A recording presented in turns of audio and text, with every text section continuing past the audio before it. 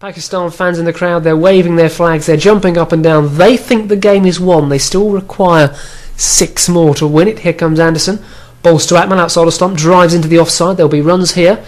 Just the one. That is... no, I can't... Not sure who that fielder was, actually. May have been Stuart Broad.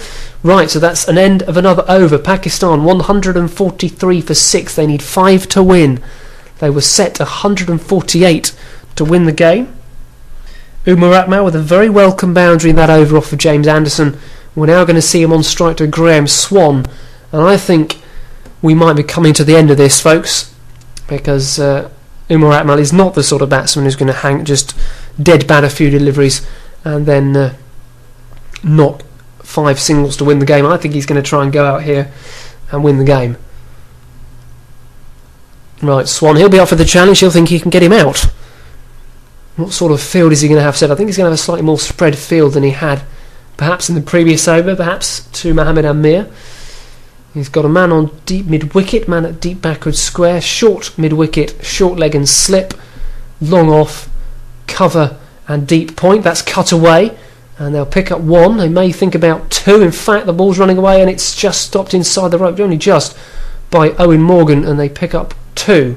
So Umar Akmal moves on now to, he will be on 13 I think, but then more importantly Pakistan 145 for 6, just 3 runs away from victory now.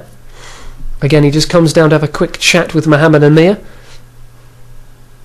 England fielders have to say they've got that sort of resigned look on their face now. It's unlikely they're going to take 4 wickets for 3 runs. How close is this to the stumps? Very close, but Akmal backed his eye, backed his ability. Here comes Swan.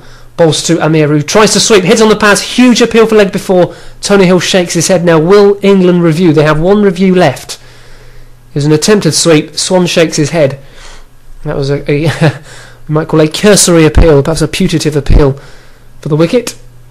Akmal, as I thought, looking to get after Swan and finish the game off, goes for the slog sweep, was well down the track and it was bouncing quite high, which I think is why it wasn't given out. Here goes Swan again.